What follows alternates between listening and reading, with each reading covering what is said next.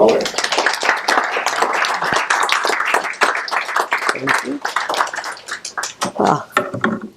First of all, I'll just apologize up front for my voice. Thank goodness we have a mic, and I hope I still have a voice by the end and that you all can continue to hear me.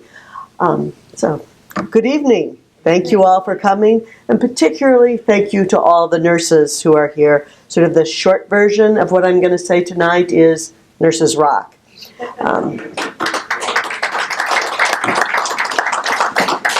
Tonight I'm going to be talking about nurses in the Civil War, who they were, what they did, what challenges they faced. And to some extent, I'm going to be looking at Civil War nurses through the experience of one woman, Mary Finney von Olnhausen. But before I start, I do want to offer one caveat. My book focused on women who were nurses at Mansion House Hospital, which was a Union hospital in Alexandria, Virginia. So tonight I'm going to be talking about women who nursed for the Union and largely in the Eastern Theater. The Confederate experience was different in some important and interesting ways, and if anyone is interested in that, I will do my best to discuss that when we get to the Q&A. That said, the first thing you need to know about nurses in the Civil War, whether you're talking about the North or the South, is that nursing as a skilled profession didn't exist in the mid-19th century. And it certainly didn't exist in the United States, which was a medical backwater at the time. For the most part, nursing for pay, particularly nursing in a hospital, was not considered a job for respectable women. Now, in practical terms, most women of the period had some experience of what I like to call domestic nursing. They could expect that at some point in their lives they would be taking care of an ill family member or helping with an ailing neighbor. But nursing in that context was less a matter of providing medical care than it was providing comfort. It meant making sure that patients were clean, that they ate, that they kept water down, that they took what few medicines were available. And mostly it meant being there, watching, being available if something was needed. Now, beyond this shared experience of domestic nursing, there were some women who worked as private nurses in well-to-do homes. They were basically domestic servants who provided the same skills that family members would provide in a less wealthy home. They were generally older, they were often widows, and they were drawn from the same social class as other domestic servants. From private nurses, it was a huge step down the social scale to women who worked in hospitals. And that was in part because of the nature of hospitals themselves. The general hospitals of the time were charity institutions. There weren't very many of them. They only existed in the largest cities. And while we'd like to think that a charity hospital was well run, yeah, there's laughter out there, I hear it. In fact, if you look at other charity hospitals of the mid-19th century, orphanages, asylums, workhouses, just like those, charity hospitals were dirty, smelly, dangerous places that many people rightly regarded as death traps. So even in large cities, women took care of ailing family members at home, if it was at all possible. Only the poor or the really desperate went to a hospital when they were sick. So it's not really surprising that the women who were willing to work in hospitals pretty much were as desperate as the patients they cared for. It was a job for women who had few options left. For example, in New York, in Bellevue Hospital, most of the nurses there were called 10-day women. These were women who were arrested for drunkenness or disorderly conduct, and they were sentenced to 10 days in the workhouse. Once they sobered up, they were given the option of having that sentence paroled in exchange for working as a nurse in the Bellevue wards for 30 days. Now, the fact that anyone took that deal tells us a couple of things. First, it gives you an idea of just how bad conditions were in the workhouse. But it also tells you these were not women who felt a vocation to nurse. There were no angels of mercy in the halls of Bellevue Hospital.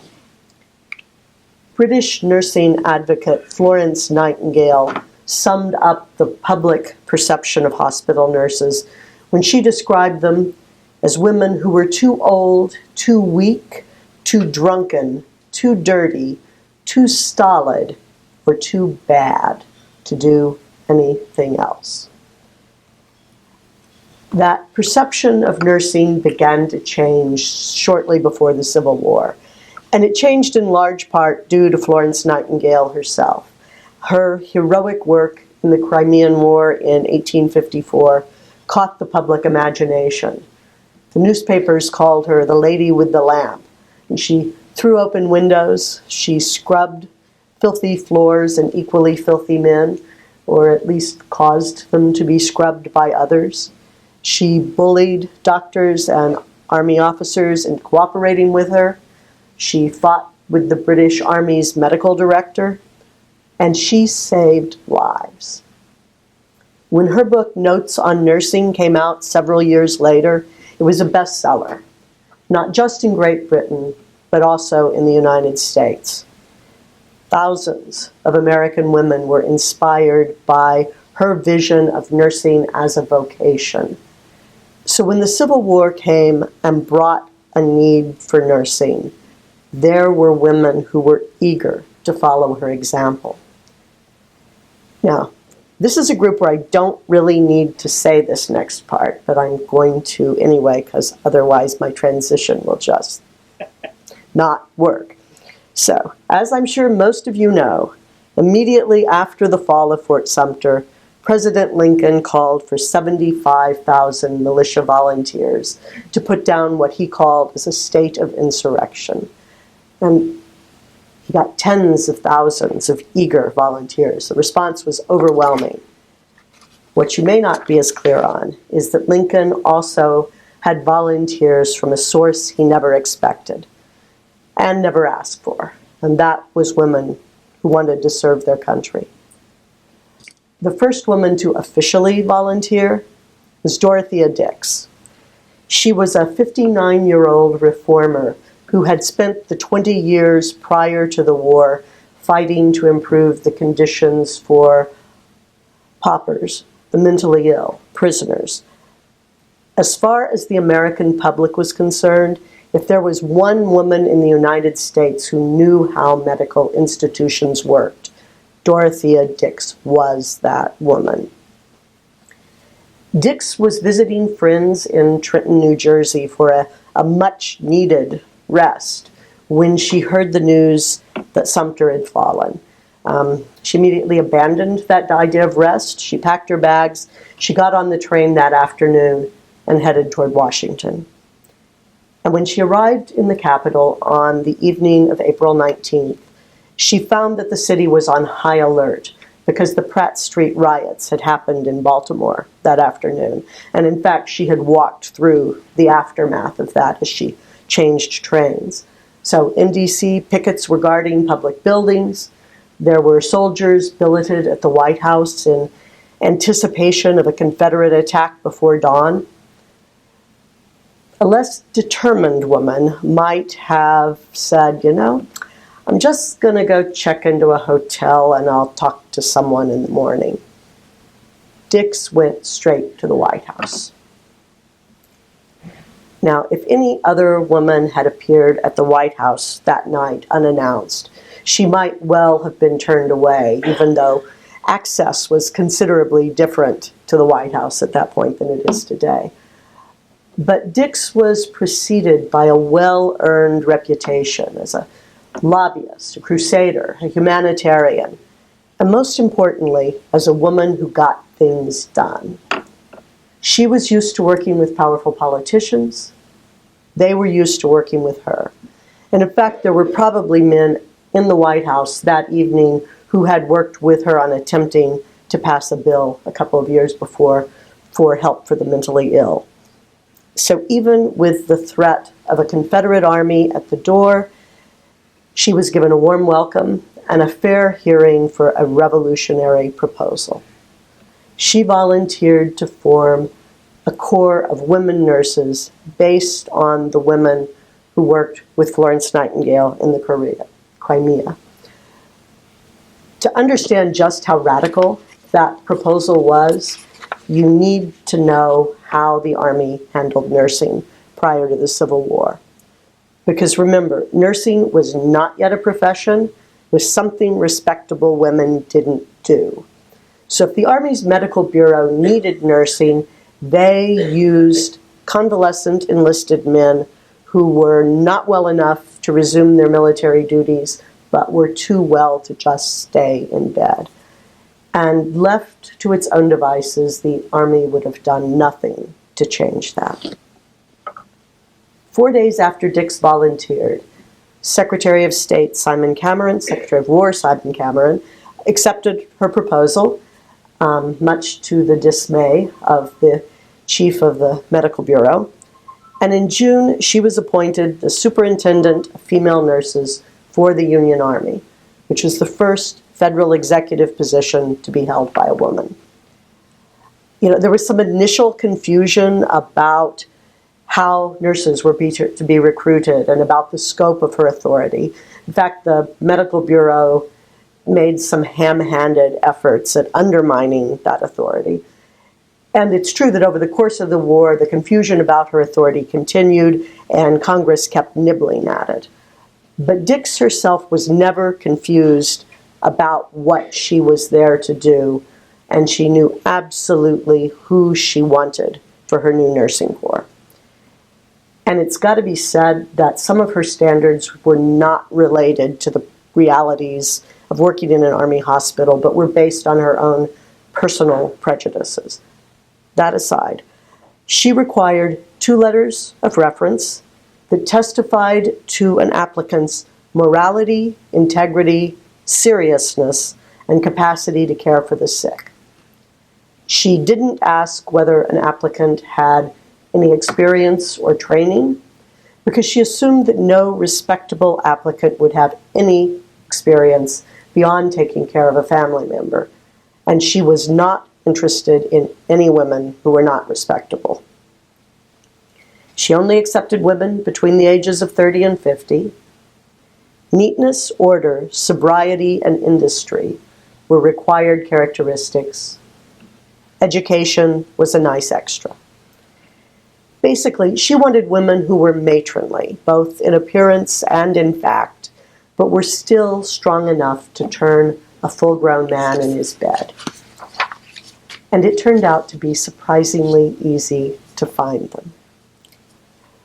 The largest number of volunteers came in July 1861 after the First Battle of Bull Run. But women continued to volunteer well into 1864. By one estimate, more than 20,000 women served as nurses for the Union Army. And that's not including women who nursed on an ad hoc basis, women who lived near a hospital and would occasionally drop by in the afternoon to help. And those generally were described as lady visitors rather than as nurses. Or women who came to the battlefield to help care for their husband or their son and then stayed to care for others.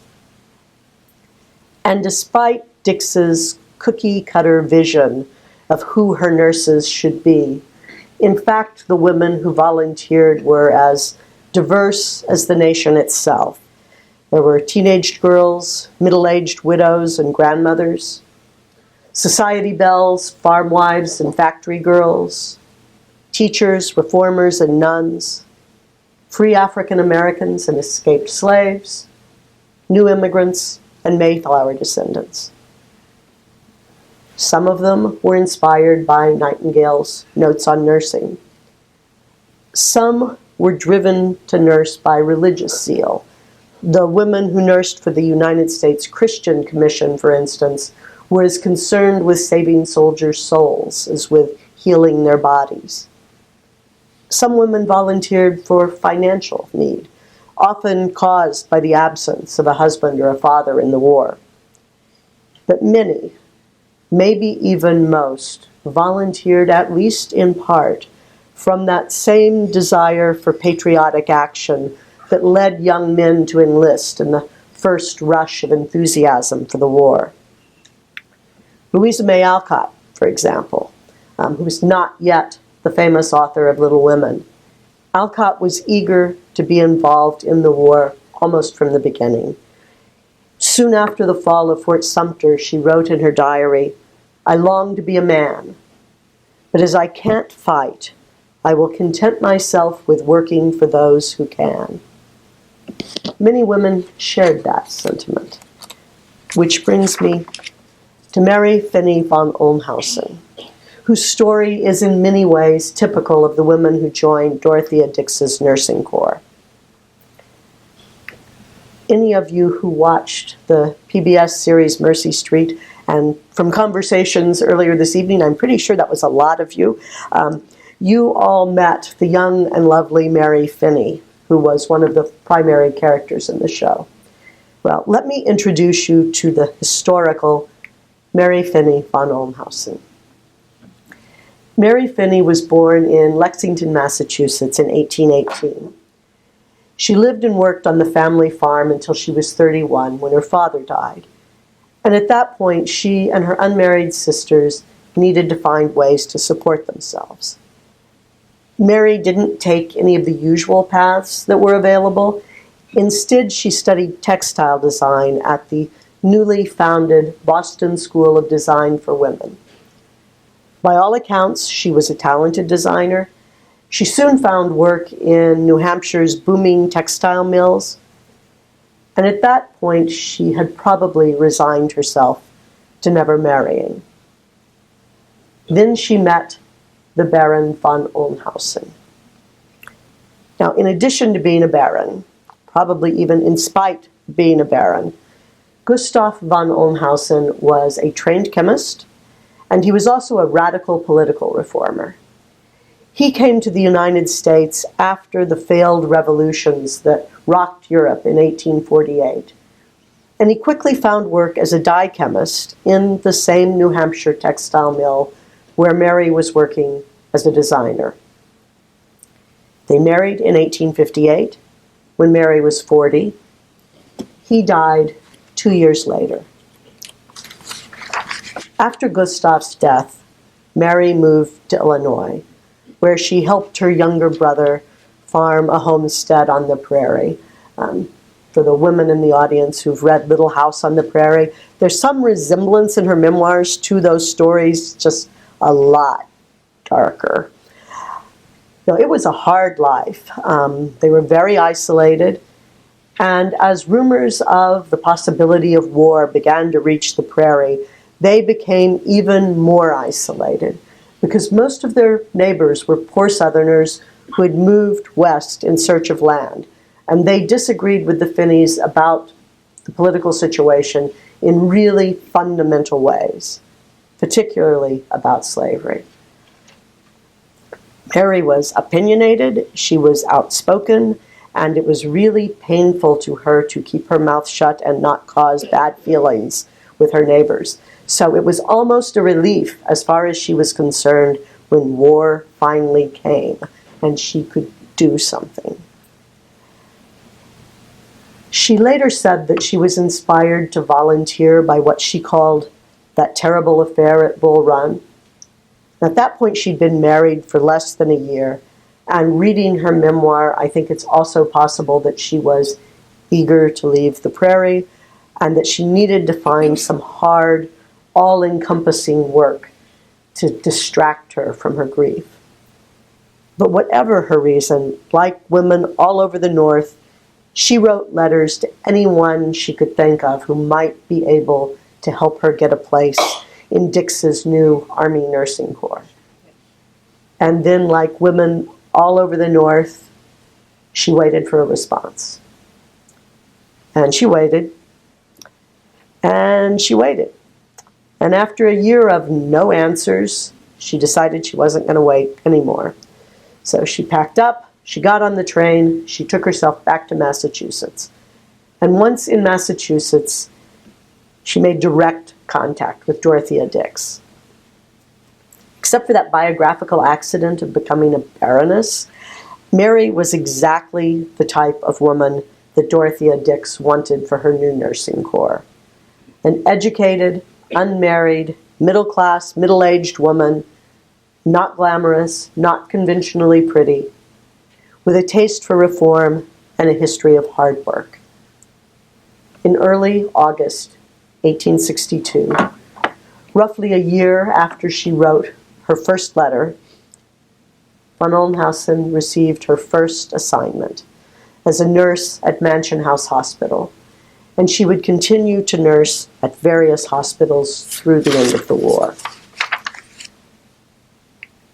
Mary's path was typical of the women who joined Dix's Corps of Nurses.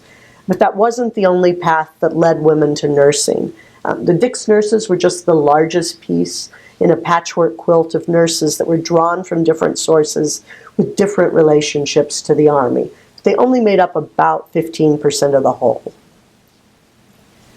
The women who nursed for the United States Sanitary Commission looked most like the Dix nurses to the extent that they worked within a formal organization, and that organization had a relationship with the Union Army.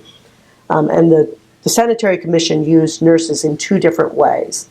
During the Peninsular Campaign, they had volunteer nurses on hospital transport ships that the Sanitary Commission ran as a vendor for the Union Army. Then later in the war, they used nurses at specially built Sanitary Commission hospitals. And for the most part, this group had one important difference from the Dix nurses. A lot of them were from a very different social strata. There was a solid core of them that were New York socialites, and there were people who had serious doubts about whether they were going to be of any use at all. But they got rid of their hoops, they took the feathers off their hats and the lace off their cuffs, they rolled up their shirt sleeves, often in a shirt that they'd stolen from one of the doctors, and they did fabulous things.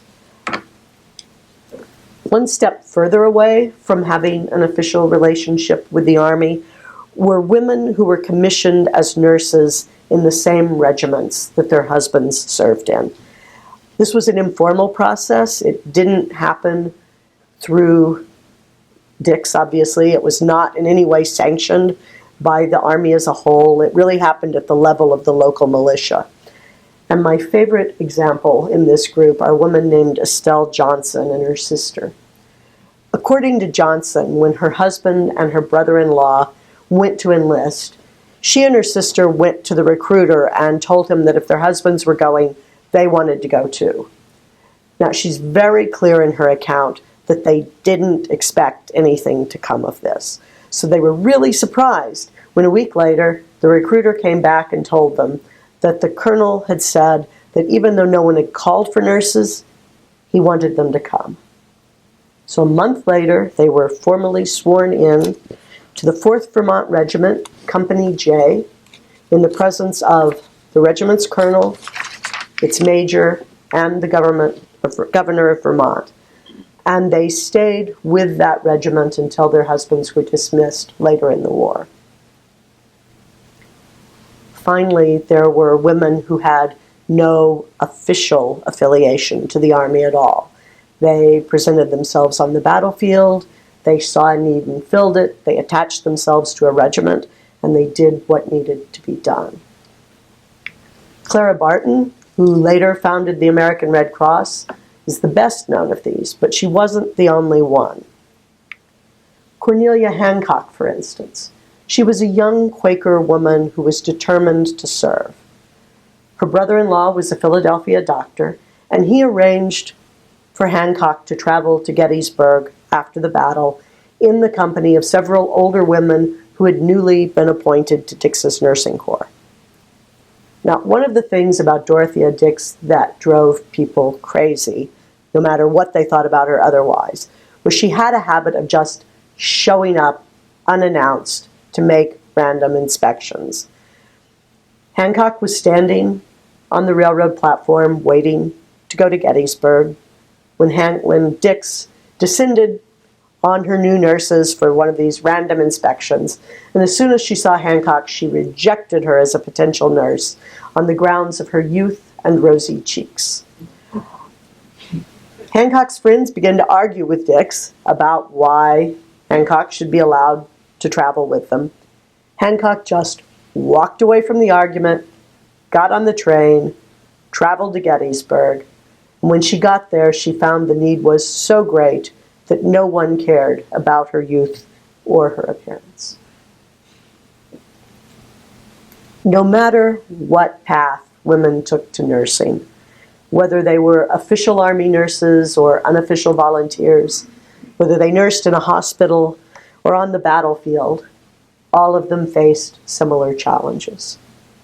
And the first was that many times their parents didn't want them to go, or their families as a whole didn't want them to go. For every woman who volunteered as a nurse, there was at least one who was held back by the objections of her family and friends, or just by society's sense of what was appropriate behavior for a lady. It was commonly believed that working in a hospital would coarsen even the most refined woman. In fact, one surgeon summed this attitude up when a woman named Harriet Dada arrived at his hospital for her assigned position. He told her, "A lady ceases to be a lady when she becomes a nurse."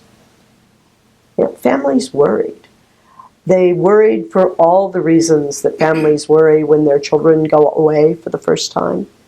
But they worried for two specific things that we don't worry about so much anymore. They worried their daughters' reputations would be ruined because of the well-known moral laxity in hospitals. And they worried that their daughters would have to fight off sexual advances from their very ill, badly wounded patients. On the other hand, there were doctors who worried that their patients were going to have to fight off sexual advances from these nurses, who many of them stigmatized as desperate old maids.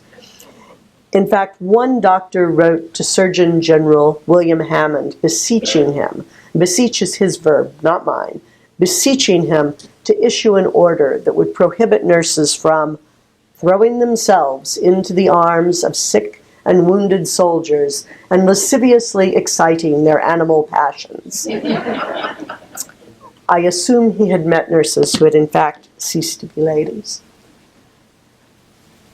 Some women managed to overcome their family's objections, or they were old enough and independent enough to choose to ignore them.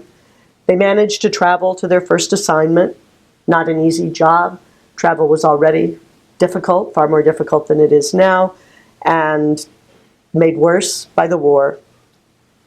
Woman would get to that first assignment, and when she got there, she found out the Army didn't want her.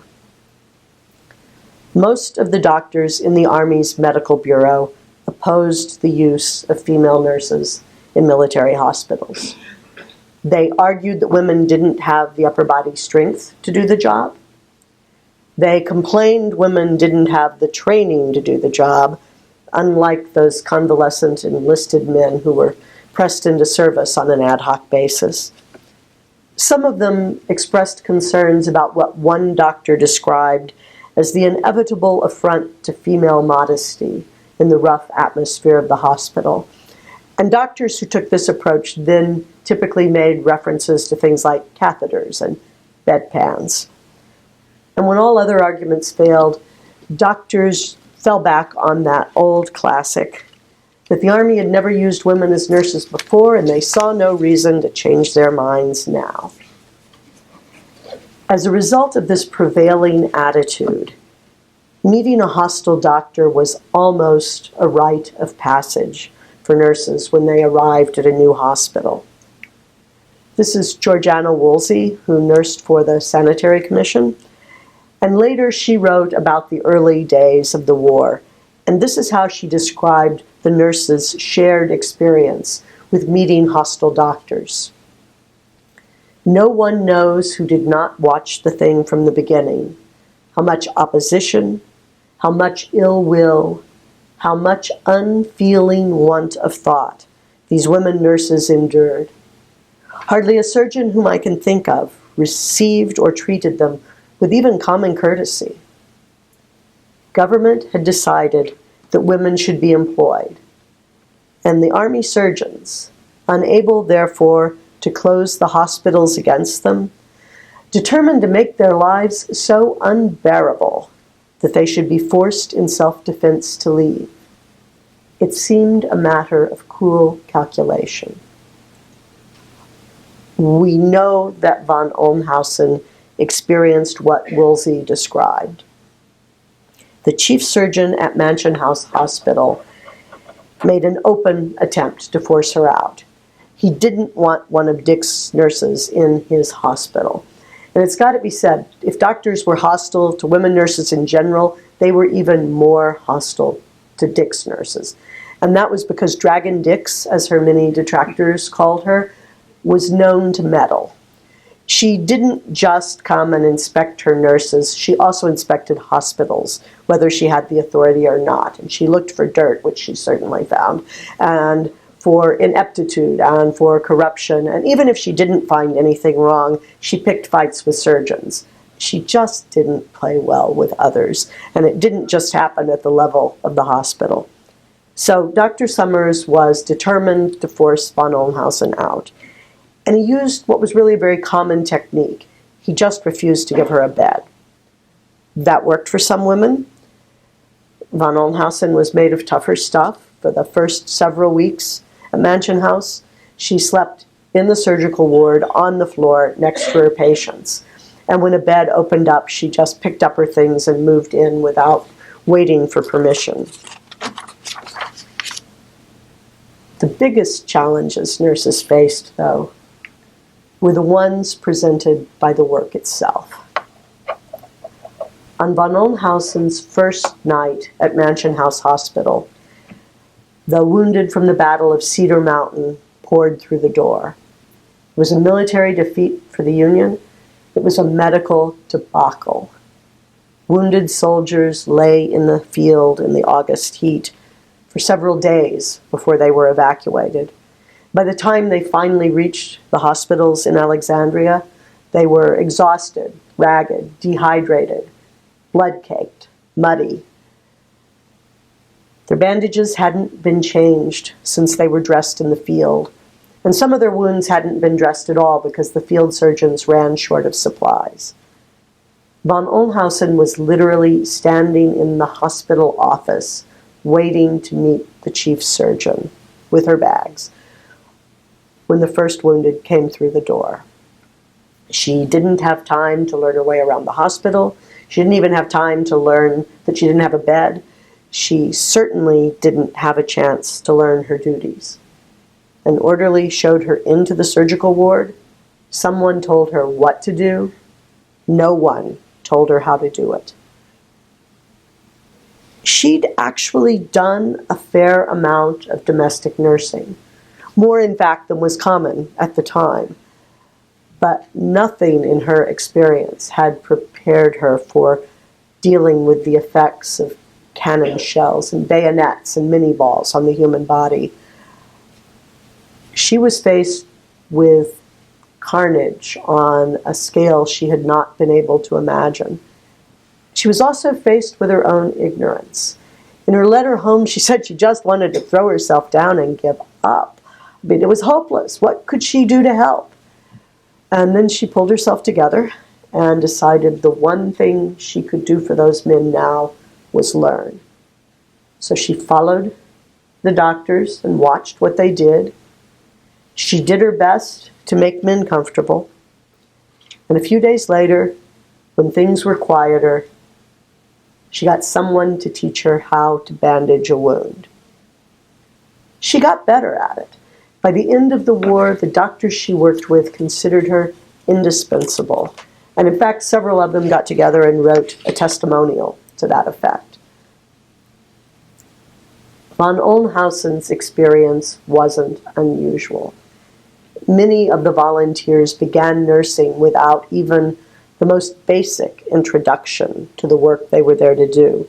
Women who had nursed a relative through measles, which was not an insignificant thing, that was a very serious disease, or had helped set a broken leg, were confronted with the chaos of crowded hospitals and a stream of broken bodies, brains oozing out of head wounds, jaws half shot off, gut wounds, perforated lungs, gangrenous limbs, not to mention the illnesses that plagued the army camps with their attendant floods of diarrhea. And when the wounded arrived, whether it was 40 or 500 or 1,000, no one had the time to show an inexperienced nurse what to do. It was on-the-job training of the most chaotic variety. And not all of them lasted. Some of them just didn't make it past a month. They didn't have the temperament or a strong enough stomach to do the work, or worse, they caught the disease from one of the men they were nursing and had to go home. But the nurses that did last learned quickly. The most obvious skill they needed to learn, and the one they took the most pride in mastering, was how to dress and bandage a wound. And changing a soiled bandage with a clean one is a lot harder than it may sound. We get a really good description of this from a woman named Elmira Powers. She was a 30-something school teacher who nursed at Jefferson General Hospital in Jeffersonville, Indiana. One of the first jobs she had when she got to the hospital was to support a wounded soldier's arm while a more senior nurse changed the dressing on the wound. Now, his wound had previously been packed with bromine-soaked oakum. And oakum is a tarred material that's made by picking apart a rope. It's a really awful job that prisoners got. And a lot of doctors of the time preferred it to cotton lint because it was more absorbent, and they believed that the tar in the rope helped prevent decay in the wound. So the wound had previously been packed with oakum. Now it's got to come out. So Powers was told to support the soldier's arm by the elbow. His arm was hot and swollen and red, and there were red streaks running up and down from the wound that would have suggested to a modern observer that there was some infection.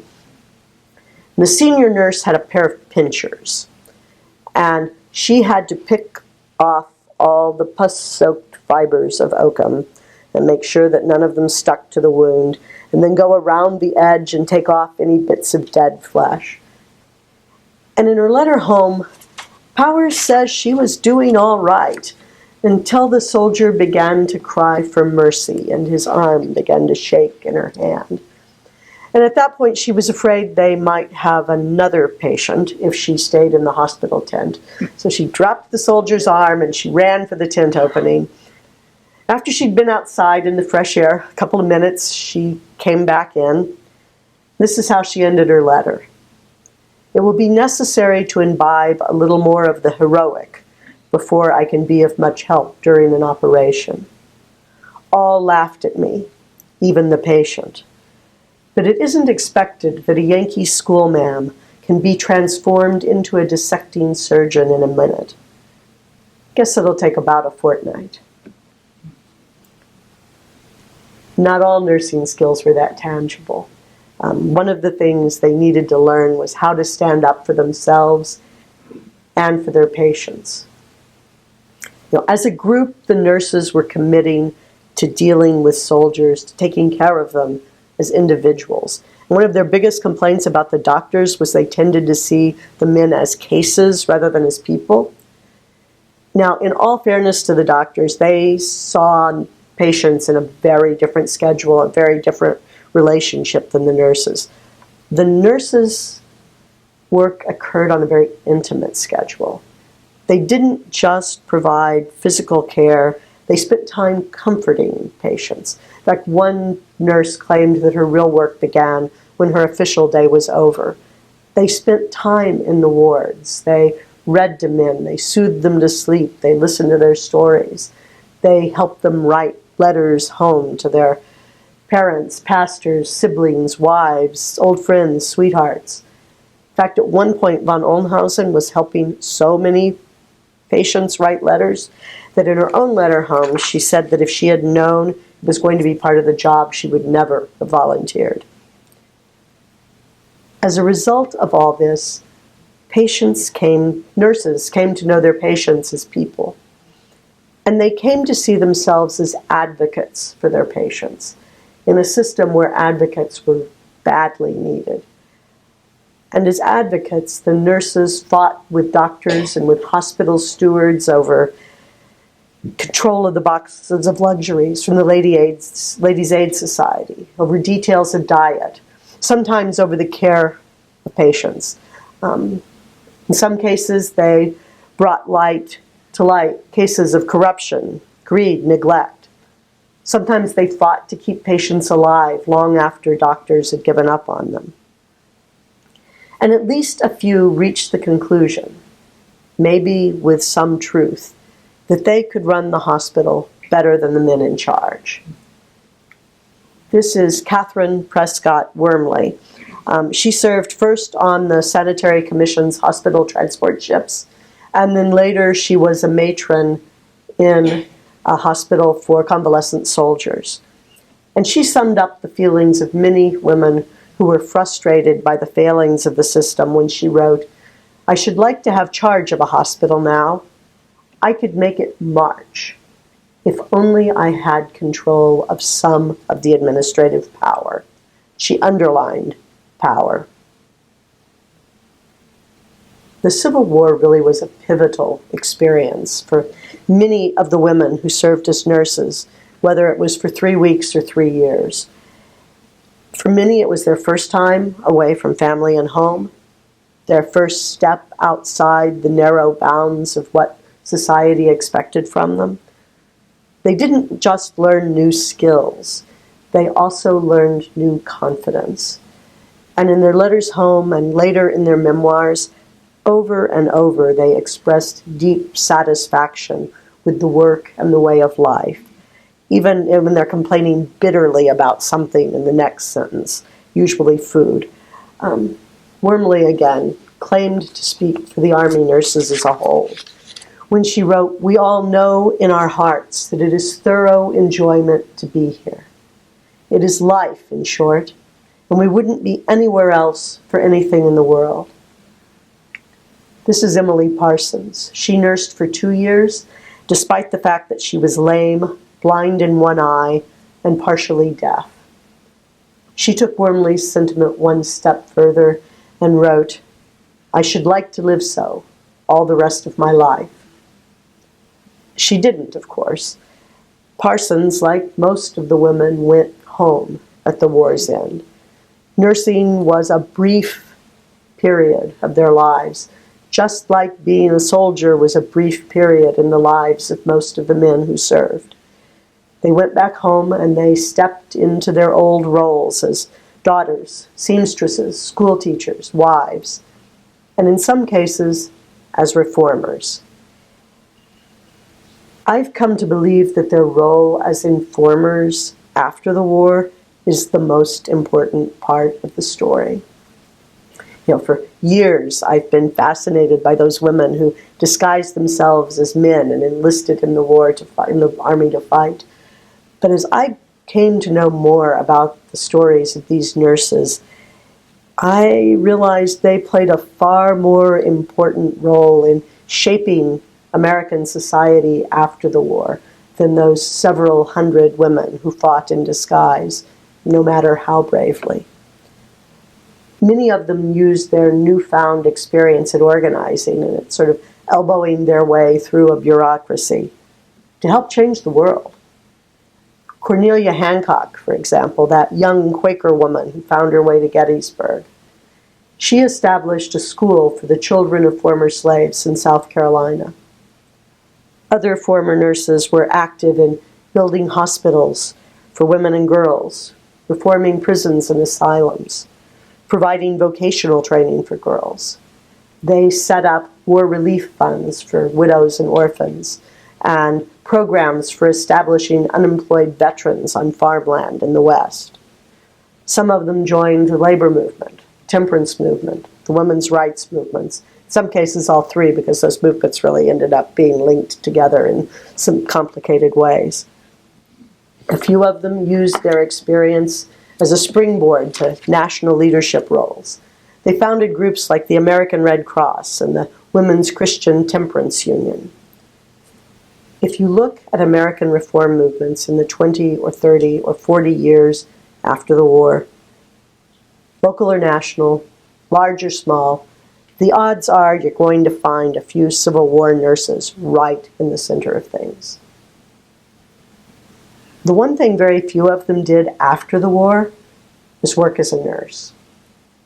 But if they didn't continue to work as nurses after the war, their collective experience in the war convinced Americans that nursing was a job for a respectable woman. In 1868, the American Medical Society recommended that general hospitals open schools to train nurses. It was a two-edged response to the success of the volunteer nurses in the Civil War. On the one hand, they acknowledged the value of skilled nursing in a hospital. Big change from their position at the start of the war.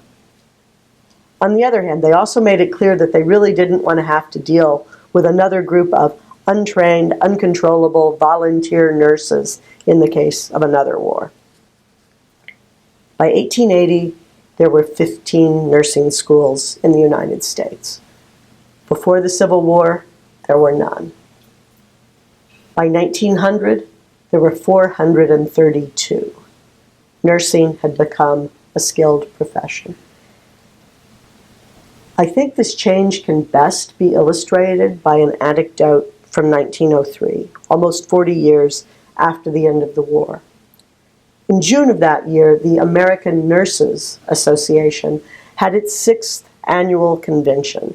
And in the course of its meeting, the organization's president told her members that there was another group of nurses meeting in the same building, women who had nursed in the Civil War. And she suggested that it would be appropriate for them to honor those nurses in some way.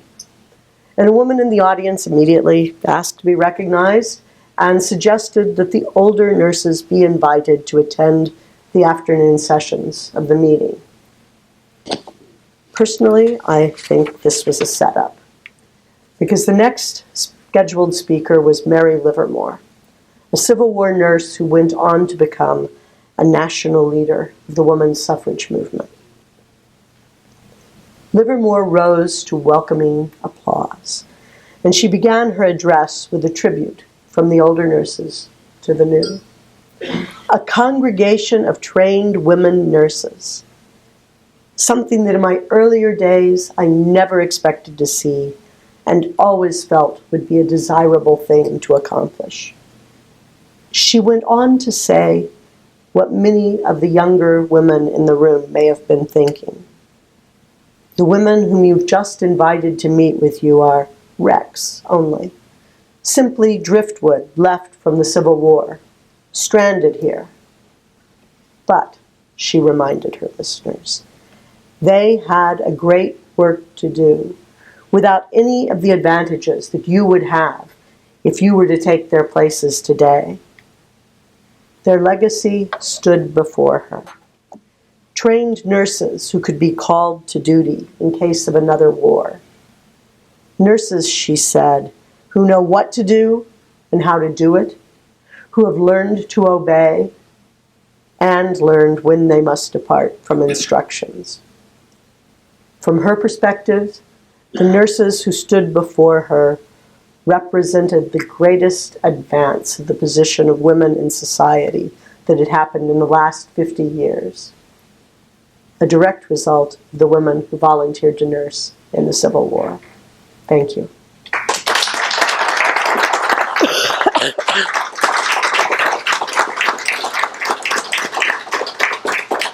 I'm happy to take questions. Yes, sir. At what point did the Navy start recruiting nurses? I don't know. That's a great question. Do any of our nurses know the answer to that? Because some nursing schools do a history class. I will look it up. So you alluded to the difference between the Confederate and the Union nurses. Mm-hmm. And I also asked you what was the difference between the Eastern and Western theater on that? The Western theater, partially just nursing, started later. You didn't get the same concentration of hospitals. And not surprisingly, it had a little bit more of a Wild West feel to it. You did get the Sisters of Mercy from Indiana who were on the Red Rover, I think. So you got that piece of it, which didn't happen in the East. There was also a lot more making it up as you go along. There was one woman who nursed in St. Louis who often was riding on whatever horse she could commandeer to get to other locations. It was a lot less structured, I think, is the best answer. And Union versus Confederate? That's a big difference. Part of it is because the South was not affected by the two big movements that produced people like Louisa May Alcott and Dorothea Dix. They weren't affected by the Great Awakening, which is this enormous Christian reform movement. And they weren't affected by the urbanization of cities. So you didn't have this concentration of educated, middle-class women with an eye to reform that were the base in the North. But what they did have were women who were used to running plantations, like small businesses. And those women, many of them set up hospitals of their own, or in one case, one woman basically sent a telegram to the governor of her state and told him that she was arriving with a group of nurses and they would be running the hospital. Thank you very much. And the Confederate Senate actually in 1862 did a survey of sorts of conditions in the hospitals. And that survey discovered that the hospitals that were run by women had a 5% mortality rate. The hospitals that were not run by women or did not have a significant female presence had a 10% mortality rate. So when they put together their laws governing hospitals, they made sure to provide for hospital matrons and that level of thing. The other thing that was significantly different is the people who were actually emptying bedpans and washing patients, etc., were African American slaves. The women who were nursing, who were not slaves, were all in a more supervisory capacity. Yes, sir. How many male nurses were there like Walt Whitman? Well, Walt Whitman wasn't really a nurse. He was sort of the male equivalent of a lady visitor. Okay. But the Army did, in the Union, continued to use convalescent male soldiers alongside the women. And because that was on an ad hoc basis, we don't really have a number for that. And they did it less and less as time went on as the personnel shortages grew greater. It just, you were trying to get men back in the field faster. I think there was a question back here first, yeah. Oh, just a quick question about Dix's volunteers. Were they truly volunteers? Dix didn't have a budget of any kind? They got paid $12. They did get paid, and they were $12 a month, I believe, plus a soldier's ration. Yeah, and they had a hard time collecting it, and sometimes they even had a hard time collecting the ration. Yeah. Was there a similar rush to women into nursing in foreign armies, for example, the German and French armies during the Franco-Prussian War? There were. The Franco-Prussian, you started to get women training as nurses following Florence Nightingale throughout Europe, and you also did have some nursing orders in Germany. And in fact, in the Franco-Prussian War, von Olmhausen actually volunteered and went and served on the German side as a nurse in the Franco-Prussian War in honor of her husband. So she was dealing with it. In her account, it sounds like there were more nurses than anybody knew what to do with, and that they were practically ambulance chasing to get bodies to take care of. But so yeah, there were other armies that were beginning to do it. Yeah. Yeah. In the back? Yeah, were there nurses available to care for wounded Confederate prisoners? That did happen. They often were brought to hospitals, and nurses dealt with that with varying degrees of grace. It's, I guess, the best description. Von Olnhausen, again, would always go, "God, I just don't see how I can take care of this man when he's been killing our people." There were other women who basically said, "It's my Christian duty," and actually von Olnhausen, when faced with the case, actually would take care. So they were brought in, and there was somebody else here. Yes, sir. I'm curious about the participation of religious orders like the Sisters of Mercy. There were several hundred nuns who did serve as nurses. The Sisters of Mercy were the largest group, and unlike any of the other volunteer nurses, they had at least been doing something that looked like nursing, though not at the, more again at the patient comfort level than at the medical level. And by and large, if doctors had a choice, they would prefer to have the nuns to the Dix nurses, because one thing they were trained to do was follow orders. And the Dix nurses argued. Yes, ma'am.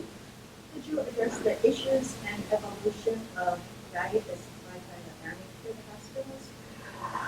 Oh, that's a huge question. But at first, basically, the Army expected wounded and ill men to eat the exact same thing that all the other soldiers ate, which didn't work very well. That was one of the things that nurses would argue about. They would often be trying to make more suitable diets.